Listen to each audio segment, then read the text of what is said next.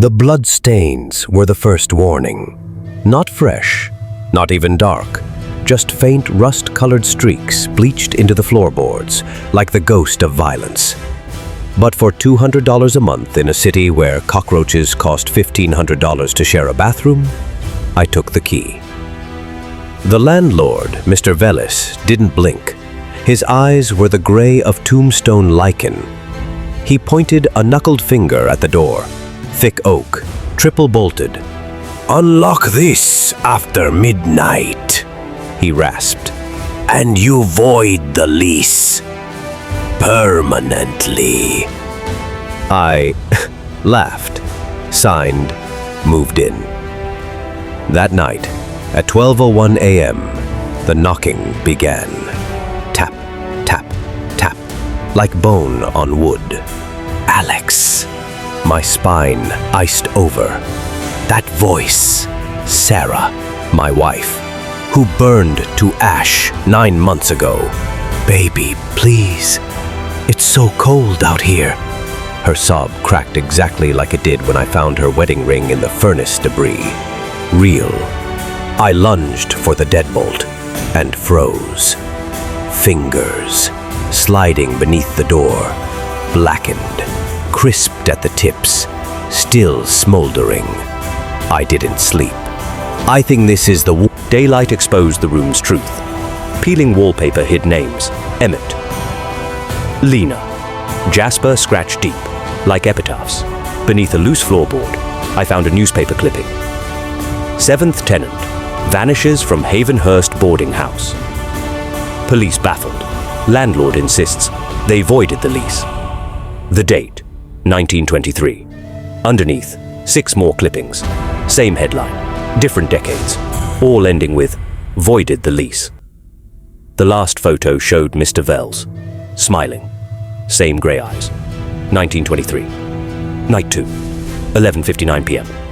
I barricaded the door with my dresser, salted the thresholds, held my breath. Tick, tock. Midnight. Silence. Then, Alex, ... Sarah's voice, raw, grief-stricken. "I never died in the fire. They took me, trapped me here." Something thumped against the door, software heavy. Look. A gold band rolled under the dresser. Our wedding ring, engraved, always and after. I'd buried it with her. "Please," she wept. "He's coming back. I can't run again." Crack. Not the door. The wall. Plaster rained down. Skeletal fingers, earth-clotted, clawed through the lath. Snapping. Reaching. I scrambled back. "He turns the walls to smoke at midnight." Sarah whispered through the breach. "He's here for you now." The air turned gelid. Frost spiderwebbed the window, and the knocking began. Not on the door. On every wall. Boom. Boom. Boom. I fled into the hall. Mr. Velis waited, candle in hand, flame casting no light in his dead fish eyes. "You resisted," he croaked. "Good." He gestured to the door behind me, room 7, now gaping open. Darkness pooled inside, thick as oil. "The watchers are pleased. They offer recruitment." I stared. "Recruitment? To document." He smiled, teeth like broken headstones. "To warn others. You'll have access to places, truths, screams." He held out a ledger. Names glowed blood red. Emmett, voided. Lena, voided. Jasper, voided. Beneath them, a new line. Alex, recruited. Sign. Velis breathed. Or void. The walls groaned. Shadows thickened. Something breathed from room 7's dark. I took the pen. I drive away at dawn. Havenhurst shrinks in my rear view. Mr. Vels's ledger sits on my passenger seat. Names pulse red. New pages materialize as I watch. Tyler, St. Louis, voided. MIA, Seattle, recruited. I flip to Sarah's page. Blank. A giggle ripples through the car.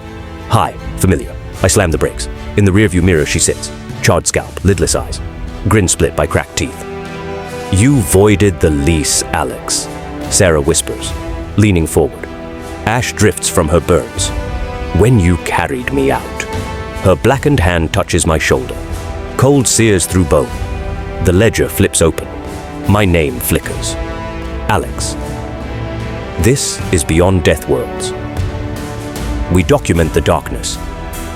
Subscribe while you still can.